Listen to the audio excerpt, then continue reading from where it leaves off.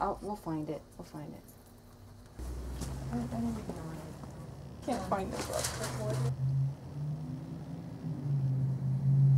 I've seen him on EWTN, this Father Leo. Oh yeah, somebody else told me he was on television. They put him on like every once in a while. Oh, that's He really gives good recipes. Does he? Yeah. I like people who have an opinion.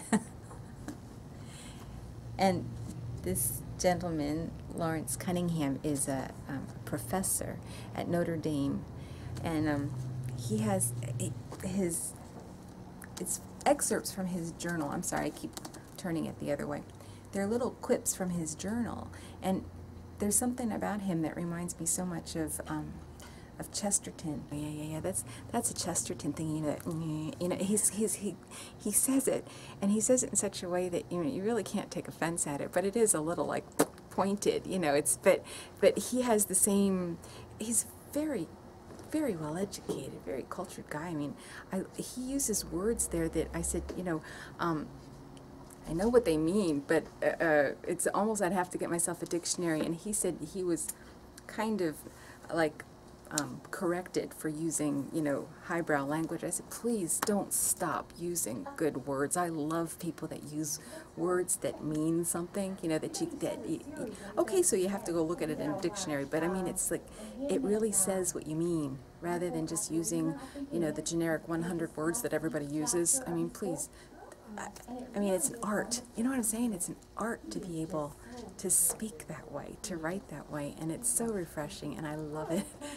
So, I mean, yeah, I like it. Just for that, I would see, and he would just throw them in. He would throw these words in, like his regular journal entries. I said, why don't I think of, that particular word, it's saying it that way, because it's so precise. I forget what writer it was said that. I think it was it C.S. Lewis, or it was one of those writers that said, I'm going to wait until I find exactly the right word that says what I want it to say, and so many people just kind of gloss over it and use a word that's rather, pasty, I would say. It's just a pasty word, but instead of the word that's the right word, like the right seasoning in food, that brings out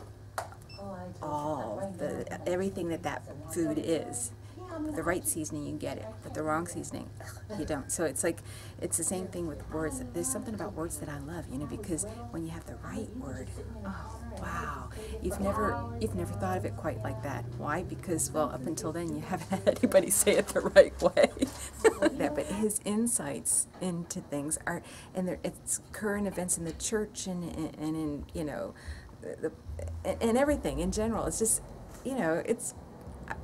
There's something on the back of the book that says, if you were, this is the person you would love to be sitting next to on a long airplane ride, because somebody who's, his conversation is just so engaging. I would love to meet this guy, I really would. But since I can't meet him, I read the book cover to cover, literally cover to cover. I couldn't put it down, but it's not straight text. How sometimes that can be a little much, even if it has good substance. These are little, it really is just like peeking into somebody's journal entries, and he's that honest too. I mean, he's very honest in giving his opinion. So I found it very refreshing, and I had to give a talk myself, and I was looking for a little inspiration, and came across this one journal entry called Conversion Ex Libris. And I said, well, maybe it's something I could use. Sure enough, it was, because my whole experience, my whole conversion experience was through books, was through reading books. And he made the point that there are certain saints that read saints.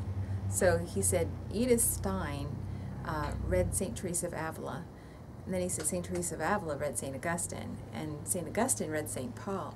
And I'm thinking, yeah, hey, and I read Saint so-and-so in my junior high library. I said, so it's like the connection between our stories and the stories of the saints is not so, far removed. It's like we're all kind of interconnected, and even real-life canonized saints read Lives of the Saints themselves. So it's like, how do we fit into that story, the big story? Is that we continue to do the same thing. We read Lives of the Saints, and you know, who knows? You know, 100 years from now, somebody's going to read our story and be inspired. I don't know, but the thing is, they were real people. We're real people, and all of our stories are so interconnected. And these people, these saints, read the stories of saints, and who would have ever thought that that would happen? But this idea of conversion ex libris, thank you, Professor Cunningham, for such a great insight. I used it. Thank you.